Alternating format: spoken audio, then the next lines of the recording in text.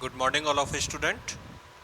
Next topic अपन discuss करते हैं समांतर प्लेट संधारित्र की धारिता जब प्लेटों के मध्य परावैद्युत पदार्थ पूर्णतः भरा हो।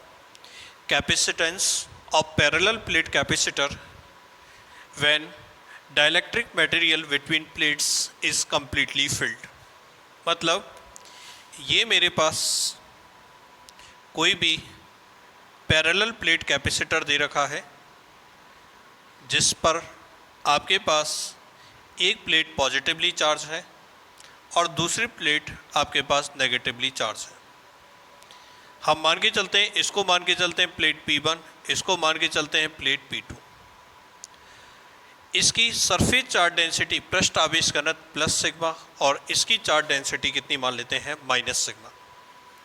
मैं क्या करता हूँ, इसमें परावैद्युत पदार्थ डाइलेक्ट्रिक मटेरियल को क्या करते हैं, इन प्लेटों के मध्य पूर्णतः भर देते हैं। और पूर्णतः भरा है तो मैं ये कह देता हूँ कि इसकी जो आपके पास परावैद्युतांक जो है या डाइलेक्ट्रिक कांस्टेंट, ये हमारे पास एप्सिलॉन आर इसका डाइलेक्ट्रिक कांस्टेंट दे रखा है। प्लेटों के मध्य की जो बीच की डिस्टेंस है वो मान के चलते हैं, प्लेटों के बीच की डिस्टेंस हमारे पास स्मॉल डी दे रखी है और प्लेटों का जो क्षेत्रफल दे रखा है, प्लेटों का क्षेत्रफल कितना दे रखा है कैपिटल ए। प्लेटों के मध्य की दूरी दे रखी है स्मॉल डी और प्लेटों का क्षेत्रफल दे रखा है हमारे पास, बताओ कितना, कैपिटल ए। और इसकी सरफेस चार्ज डेंसिटी पृष्ठ आवेश घनत्व एक की दे रखी है प्लस सिग्मा और एक की दे रखी है माइनस सिग्मा। अब मुझे इसका कैपेसिटेंस फाइंड आउट करना है, इसकी धारिता फाइंड आउट करनी है कि अब इस समांतर प्लेट संधारित्र की धारिता क्या हो जाएगी। तो जब इसके अंदर परावैद्युत पदार्थ को भर दिया जाता है तो सबसे पहले निकालोगे विद्युत क्षेत्र की तीव्रता, electric field intensity. Electric field intensity, विद्युत क्षेत्र की तीव्रता जब इसके अंदर परावैद्युत पदार्थ भरा होता है तो अपन जानते हैं इलेक्ट्रिक फील्ड की इंटेंसिटी हमारे पास E is equal to sigma upon epsilon आएगा। और सिग्मा अपॉन एप्सिलॉन क्यों आएगा, क्योंकि एप्सिलॉन आपके पास माध्यम की विद्युतशीलता हमारे पास होती है। इसको डाल देते हैं अपन equation number 1, electric field intensity E is equal to, इसको हम डाल देते हैं सिग्मा अपॉन एप्सिलॉन, इसको डाल दिया इक्वेशन नंबर 1। एप्सिलॉन क्यों लिखेंगे अपन, माध्यम की विद्युतशीलता या परमिटिविटी ऑफ मीडियम। और एप्सिलॉन की वैल्यू अपन जानते हैं एप्सिलॉन नॉट एप्सिलॉन आर भी लिख सकते हैं, तो इसलिए इसको लिखा जा सकता है sigma epsilon naught epsilon r. इसको डाल देते हैं अपन इक्वेशन नंबर 1। क्लियर है। अब इलेक्ट्रिक फील्ड इंटेंसिटी यदि निकल चुकी है तो अब अपन निकालेंगे प्लेटों के मध्य विद्युत विभवांतर। प्लेटों के मध्य अपन निकालेंगे विद्युत विभवांतर, निकालेंगे पोटेंशियल डिफरेंस, निकालेंगे विद्युत विभवांतर या potential difference between the plate, potential difference between plates.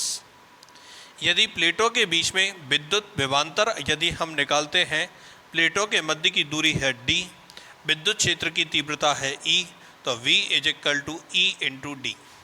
Clear है।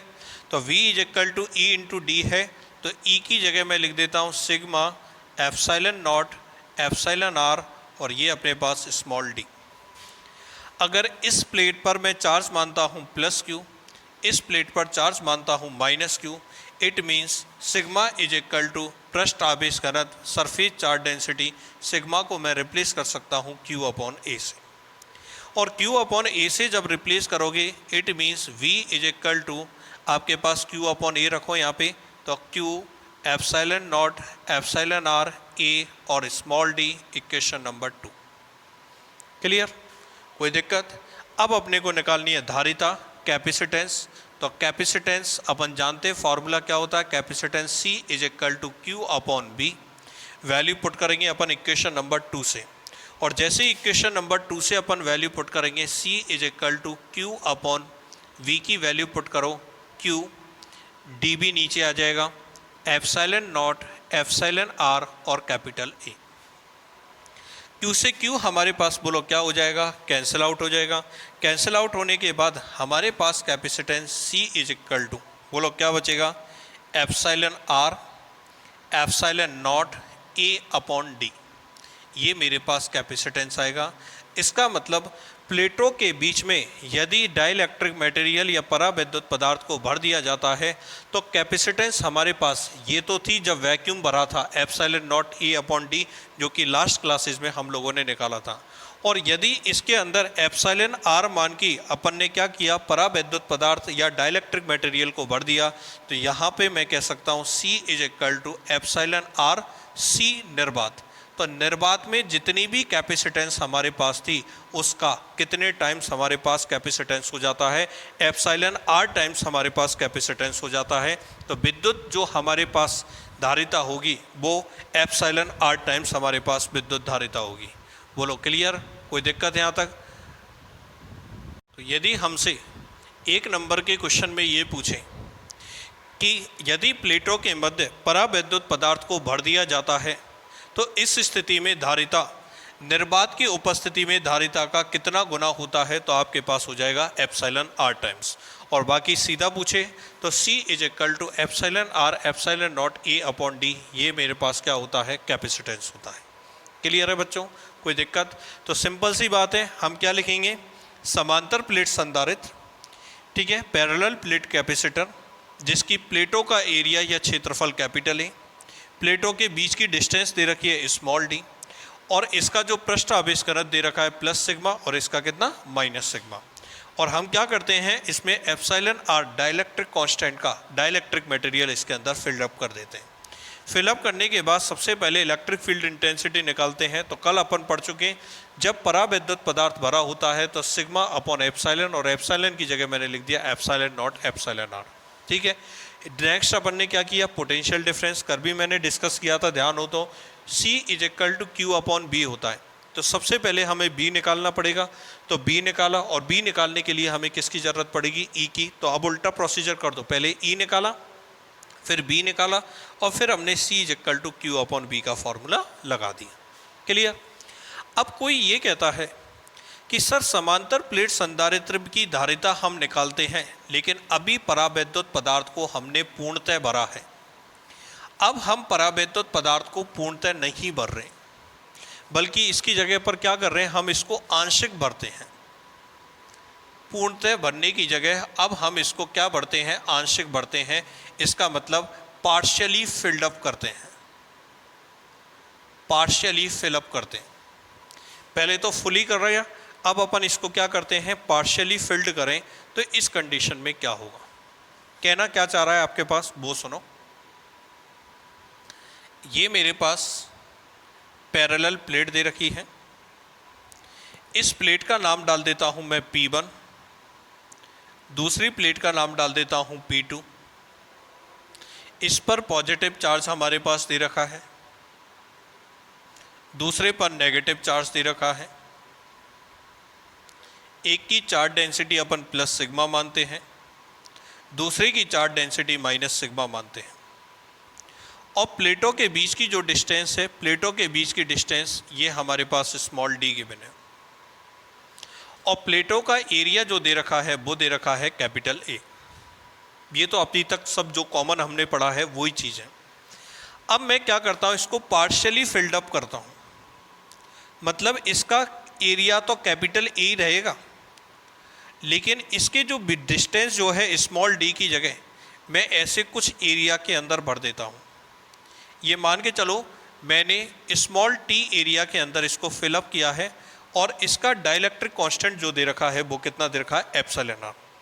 बात समझना, जैसे मान के चलो हमारे पास ये फर्स्ट प्लेट दे रखी है, प्लेट नंबर P1, ये दे रखी है प्लेट नंबर P2।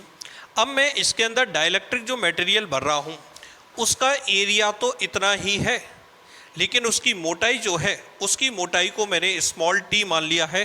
पहले तो दे रखी थी इनके बीच की डिस्टेंस तो स्मॉल d है, जैसे प्लेटों के बीच की डिस्टेंस तो दे रखी है हमारे पास 5 सेंटीमीटर, और मैंने इसको फिल्डअप किया है केवल 2 सेंटीमीटर थिकनेस के अंदर, मतलब स्मॉल t थिकनेस के अंदर मैंने क्या किया है, इसको पार्शियली फिल्ड कर दिया है।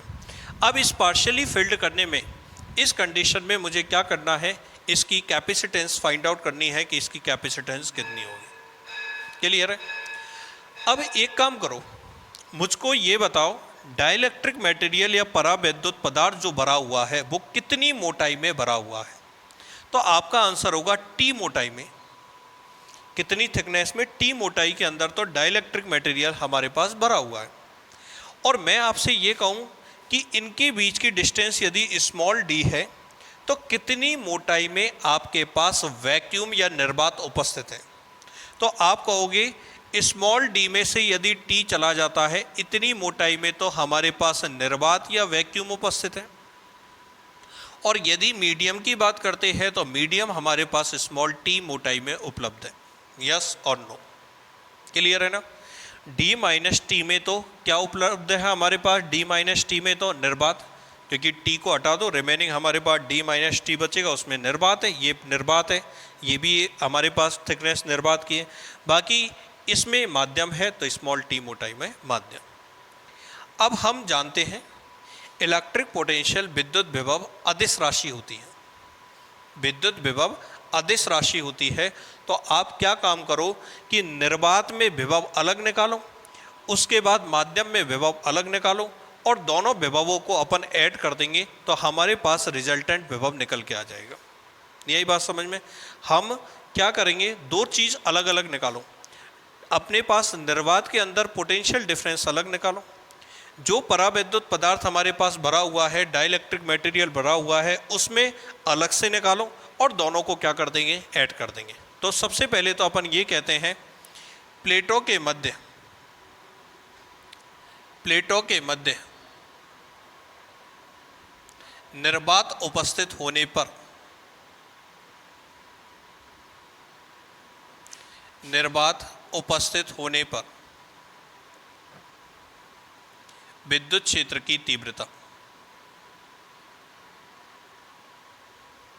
यदि निर्वात उपस्थित होता है तो विद्युत क्षेत्र की तीव्रता कितनी होगी। तो आपका आंसर होगा, मैं इसको E0 से डिनोट कर देता हूँ, E0 is equal to sigma upon epsilon naught होगा। कब, when vacuum is present between the plates. Yes और नो। नेक्स्ट मैं क्या बोल रहा हूँ, प्लेटों के मध्य, प्लेटों के मध्य माध्यम उपस्थित होने पर,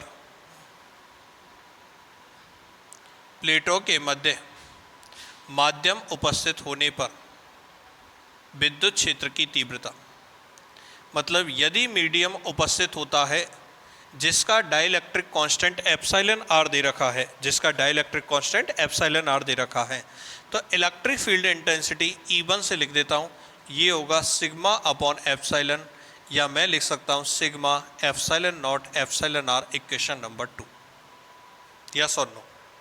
दोनों कंडीशन में मैंने इलेक्ट्रिक फील्ड इंटेंसिटी लिख दी, कब, जब प्लेटों के मध्य में वैक्यूम अवेलेबल हो, और सेकंड कंडीशन जब मीडियम अवेलेबल होता है जिसका डाइलेक्ट्रिक कांस्टेंट एप्सिलॉन आर दे रखा है, तो इसको मैंने E1 से लिख दिया सिग्मा epsilon naught epsilon r. Clear है। अब पोटेंशियल डिफरेंस निकालना है, तो अपन जानते हैं पोटेंशियल डिफरेंस का formula V is equal to E into d होता है ना। यस और नो, E इंटू डी होता है। तो एक चीज़ बताओ, जब वैक्यूम की बात करेंगे तो E की जगह E0 काम में ले लेना, और निर्वात कितने में है, D माइनस टी में, तो D की जगह D माइनस टी काम में ले लेंगे। और जब अपन मीडियम की बात करेंगे E की जगह ले लेंगे E1, और D की जगह बोलो क्या लिख देंगे, T लिख देंगे, और दोनों को क्या कर देंगे, ऐड कर देंगे। तो अपन क्या बोलेंगे, इसलिए प्लेटों के मध्य पोटेंशियल डिफरेंस, प्लेटों के मध्य पोटेंशियल डिफरेंस, यदि मैं विभवांतर निकालता हूं तो विभवांतर V is equal to E0 तो कितनी मोटाई में है, D माइनस टी में, और E1 कितनी मोटाई के अंदर है, T मोटाई के अंदर। तो E0 को तो मल्टीप्लाई कर दिया D माइनस टी से, E1 को मल्टीप्लाई कर दिया बताओ किससे, T से। अब वैल्यू पुट करो, बोलो V is equal to E0 की जगह लिखा मैंने sigma upon epsilon naught D minus T, E1 की जगह बोलो क्या लिखा मैंने, sigma epsilon naught epsilon R small t. Clear. इसमें से कॉमन ले लो, सिग्मा अपॉन एप्सिलॉन नॉट को कॉमन ले लो, ये हमारे पास बचा D माइनस टी, और सिग्मा अपॉन एप्सिलॉन नॉट को कॉमन लिया तो ये हमारे पास बचा T upon epsilon R, T upon कितना बचा, एप्सिलॉन आर। सिग्मा को मैं रिप्लेस कर सकता हूँ, बताओ सिग्मा को किससे रिप्लेस कर सकते हैं अपन? Q अपॉन ए से। तो सिग्मा को रिप्लेस कर देते हैं Q अपॉन ए से। तो V is equal to Q upon A, इसका मतलब epsilon naught capital A D minus T plus T upon epsilon r. इसको डाल देते हैं इक्वेशन नंबर 3। ये पोटेंशियल डिफरेंस B निकल के आ गया। क्लियर? अब तो हमारे पास फॉर्मूला है, बोलो क्या? Capacitance C is equal to, क्या फॉर्मूला होता है? Q upon B। Capacitance C is equal to Q upon B हमारे पास फॉर्मूला होता है। तो C is equal to Q तो आप एज इट इज रहने दो और B को रिप्लेस कर देते हैं यहाँ से। देखो Q, ये वाली चीज़ आ जाएगी, एप्सिलॉन नॉट ए ऊपर चला जाएगा। तो देखो Q D minus T plus T upon epsilon are और ऊपर चला जाएगा एप्सिलॉन नॉट ए। तो Q से Q तो हमारे पास बताओ क्या हो जाएगा? कैंसिल आउट हो जाएगा। और कैंसिल आउट होने के बाद capacitance C is equal to epsilon naught A D minus T plus T upon epsilon R. ये मेरे पास फॉर्मूला आएगा। बोलो कोई दिक्कत हो तो कैपेसिटेंस C का जो मेरे पास फॉर्मूला निकला, कैपेसिटेंस C जब ये पार्शियली फिल्ड हो या आंशिक भरा हो, तो आंशिक भरे हुए होने में देखो निर्वात में हम लोगों ने फॉर्मूला निकाला था epsilon naught A upon D. अब सिमिलरिटी से मैं कुछ बताना चाह रहा हूँ। क्या? C is equal to epsilon naught A, epsilon naught A. अब D माइनस टी क्या चीज़ है? D माइनस टी है जिसमें वैक्यूम अवेलेबल है, उसको तो एज इट इज लिख दो D माइनस टी को। और जिसमें हमारे पास मीडियम लिखा हुआ है, और इसका मतलब T मोटाई में है, तो ये T अपॉन एप्सिलॉन आर नीचे आ जाएगा। T अपॉन एप्सिलॉन आर क्या आ जाएगा? नीचे आ जाएगा। अब जैसे मैं एक एग्जांपल और देता हूँ। अब मान के चलो इसमें दो डाइलेक्ट्रिक भर देता हूँ मैं अलग अलग, समझाने के लिए बता रहा हूँ। दो डाइलेक्ट्रिक अलग अलग भर देता हूँ। ये भर दिया पहला, दूसरा ये भर दिया मैंने। इसका मान लेता हूँ एप्सिलॉन R1 और इसको मान लेता हूँ एप्सिलॉन R2। मतलब इसका डाइलेक्ट्रिक कांस्टेंट एप्सिलॉन R1 और इसका डाइलेक्ट्रिक कांस्टेंट एप्सिलॉन R2। इसकी थिकनेस मान लेता हूँ T1, इसकी T2, और बीच की डिस्टेंस वही दे रखी है स्मॉल d। कितनी दे रखी है? Small d। तो क्या सिमिलरिटी से फॉर्मूला बना सकते हो क्या आप? बोलो। C is equal to epsilon naught A, तो इसमें एज इट इज आ गया। अब मुझको तो ये बताओ निर्वात किस में उपस्थित है? आप बोलोगे सर D तो ये है ही है और T1 T2 में आपके पास मीडियम है, तो इसका मतलब किस में बचा हमारे पास? D minus T1 plus T2। D minus T1 plus T2 आ गया निर्वात। अब T1 जो दे रखा है उसमें तो है एप्सिलॉन R1 और जिसमें T2 है उसमें दे रखा है एप्सिलॉन R2।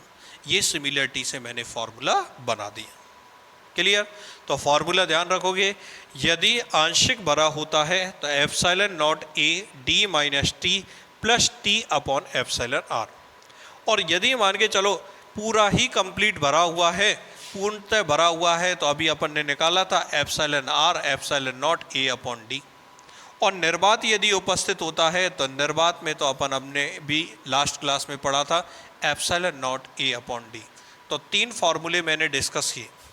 फॉर्मूला नंबर 1 मैंने डिस्कस किया, जब निर्वात उपस्थित होता है तो आपके पास फॉर्मूला होता है epsilon naught A upon D.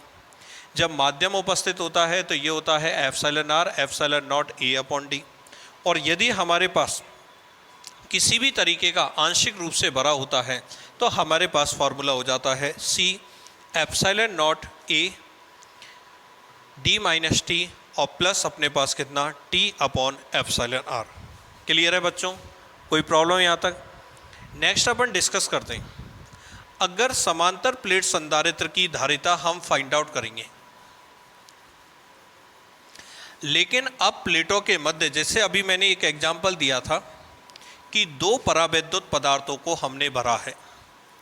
कितने परावैद्युत पदार्थों को? दो को। इसकी जगह n परावैद्युत पदार्थ हमारे पास भरे हुए हों।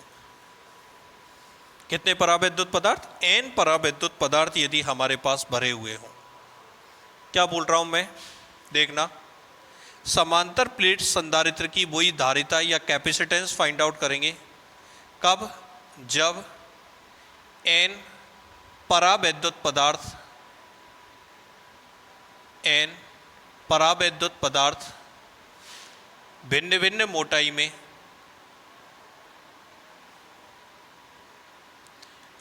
मोटाई में उपस्थित हो।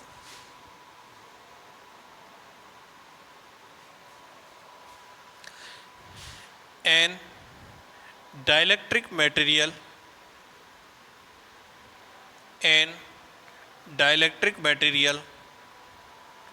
Are present in different thickness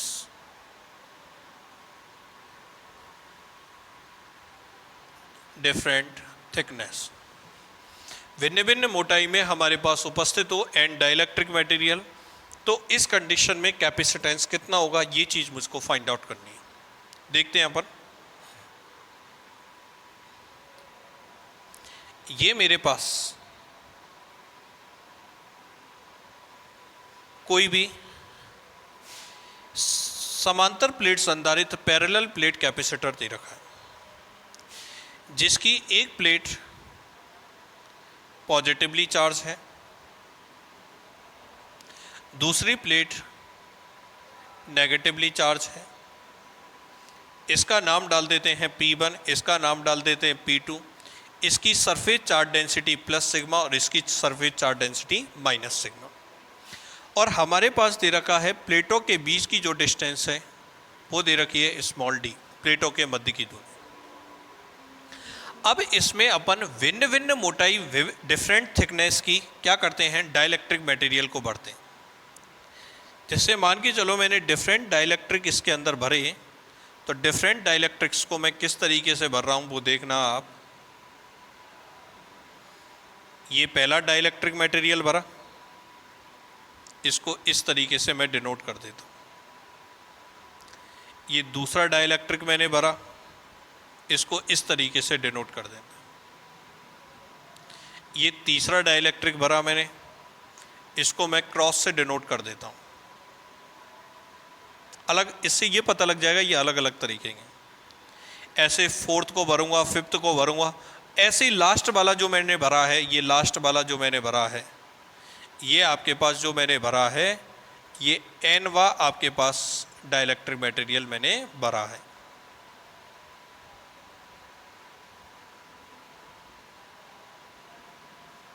clear है?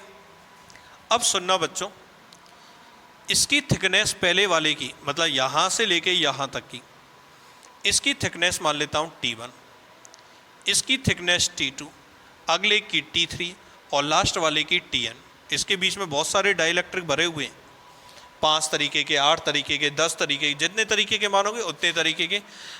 अब मुझको ये बताना, जैसे पहला अपन ने भरा, तो मैं ये मान लेता हूँ कि इसका जो आपके पास डाइलेक्ट्रिक कांस्टेंट है एप्सिलॉन R1, दूसरे वाले का एप्सिलॉन R2, तीसरे वाले का एप्सिलॉन R3, फोर्थ वाले का एप्सिलॉन R4 और ऐसे लास्ट वाले का एप्सिलॉन Rn दे रखा है।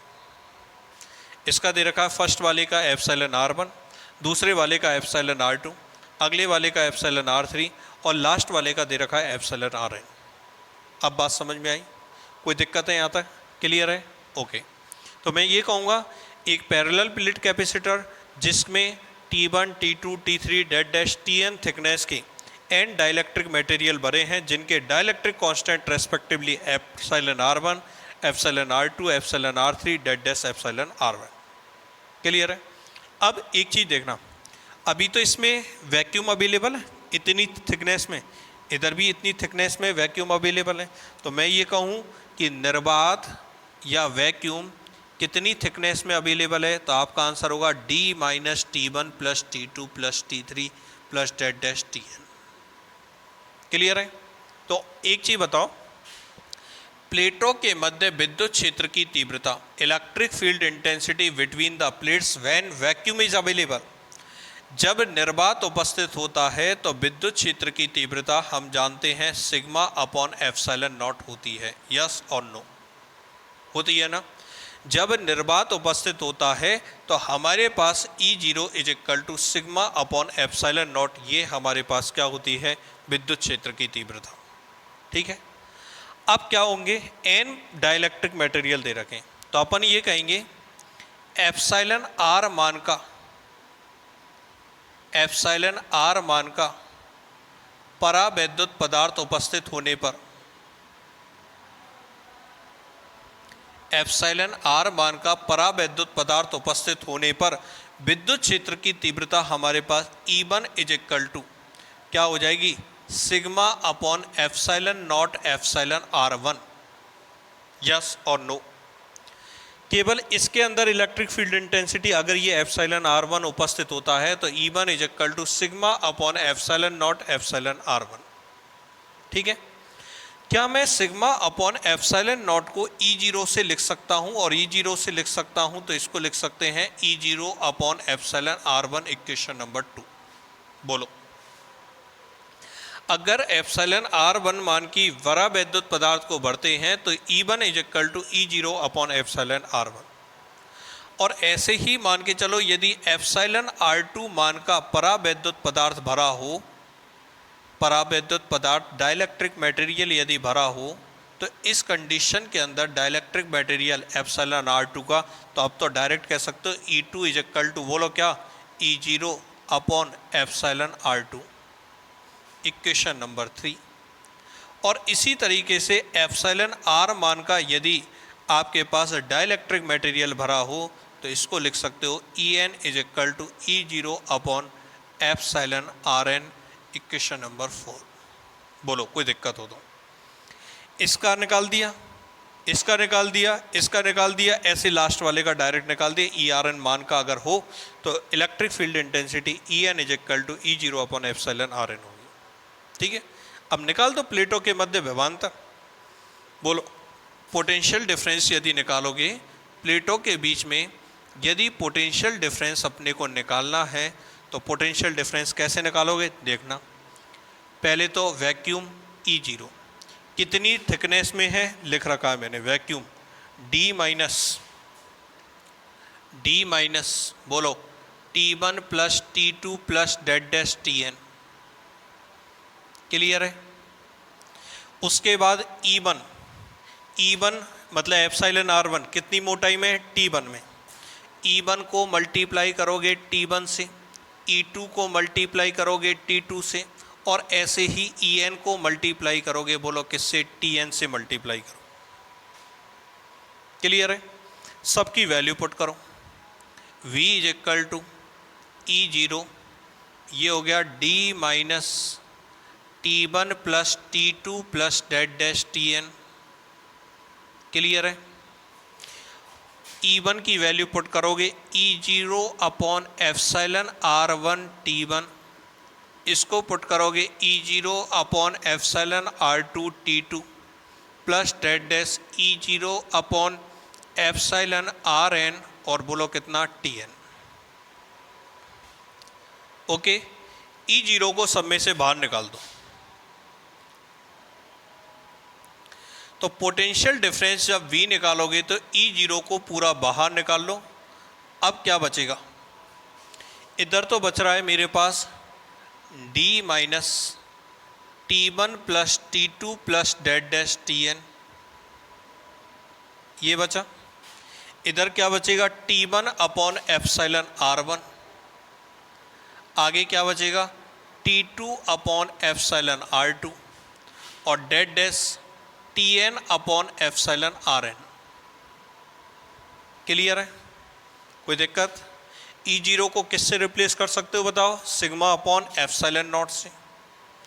V is equal to sigma upon epsilon naught, ये हो गया D minus T1 plus T2 plus dead dash Tn plus T1 upon epsilon R1 plus T2 upon epsilon R2 plus dead dash Tn upon epsilon Rn।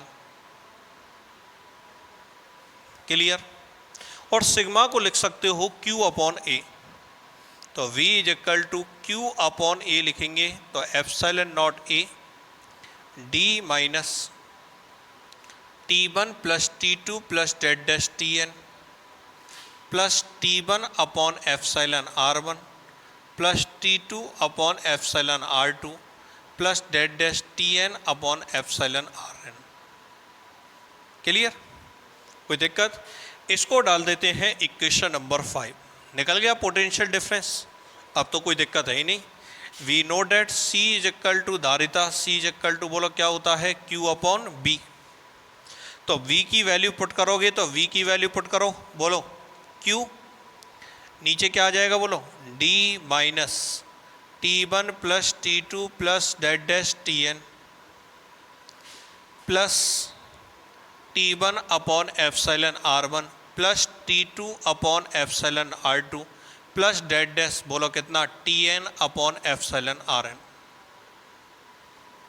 ऊपर चला जाएगा बताओ क्या epsilon naught A। तो Q से Q हमारे पास cancel out हो जाएगा। तो कैपेसिटेंस बताओ कितना आ जाएगा C is equal to epsilon naught A D minus T1 plus T2 plus date dash Tn T1 upon epsilon R1 plus T2 upon epsilon R2 plus date dash Tn upon epsilon Rn। ये मेरे पास capacitance होगा, जिसको equation number हम 6 लिख देते हैं। यहाँ तक बताओ कोई दिक्कत? वैसे तो अपन सीधा भी लिख सकते हैं इसको, ये तो कैलकुलेशन करके दिखाई मैंने। अभी आपसे कहा था कि जो वैक्यूम वाला पार्ट है उसको ऐसे लिख दो C is equal to epsilon naught A। पहले वैक्यूम वाला लिखोगे D minus T1 plus T2 plus date dash Tn लिखोगे ना, और उसके बाद मैंने कहा था T1 अपॉन जो हो उसके नीचे लिखते जाओ epsilon R1 T2 upon epsilon R2। देख लो वही सेम फॉर्मेट है हमारे पास। क्लियर है बच्चों? कोई दिक्कत यहाँ तक? अब अगली चीज मैं क्या समझाना चाह रहा हूं, अगर मान के चलो मैं आपसे ये कह देता हूं कि T1 T2 और T3 डेट डैश Tn को मिलाने के बाद हमने इसमें निर्वात छोड़ा ही नहीं, निर्वात हमने छोड़ा ही नहीं। अगर निर्वात खत्म हो जाता है, मतलब मैं ये कह देता हूं कि डाइलेक्ट्रिक मटेरियल भरे हुए हैं लेकिन अब इसके अंदर कोई भी वैक्यूम अवेलेबल नहीं है, तो वैक्यूम अवेलेबल नहीं है तो इसका मतलब इन सब की मोटाई D के बराबर होनी चाहिए। इन सब की थिकनेस का जो एडिशन है वो किसके बराबर होना चाहिए? स्मॉल d के बराबर होना चाहिए। T1 plus T2 plus date dash Tn की वैल्यू D के बराबर हो जाएगी, तो D माइनस D कितना हो जाएगा? 0। तो ये वाली चीज़ तो 0 में चले जाएगी, केवल ये वाला पार्ट बचेगा। तो इस कंडीशन में कब? जब T1 plus T2 plus date dash Tn की वैल्यू अगर स्मॉल d के बराबर हो जाती है तो capacitance C is equal to epsilon naught A upon T1 upon epsilon R1 plus T2 upon epsilon R2 plus date dash हमारे पास हो जाएगा Tn upon epsilon Rn। Clear है बच्चों? कोई दिक्कत? तो अगर मान के चलो डिफरेंट हमारे पास डाइलेक्ट्रिक मटेरियल्स भरे हुए हैं तो इस कंडीशन में capacitance C is equal to epsilon naught A upon T1 upon epsilon R1 plus T2 upon epsilon R2 plus date dash Tn upon epsilon Rn होगा। क्लियर है बच्चों? नेक्स्ट क्लासेज में ये कैपेसिटेंस किस पे डिपेंड करता है इसके बारे में अपन डिस्कस करेंगे। Thank you.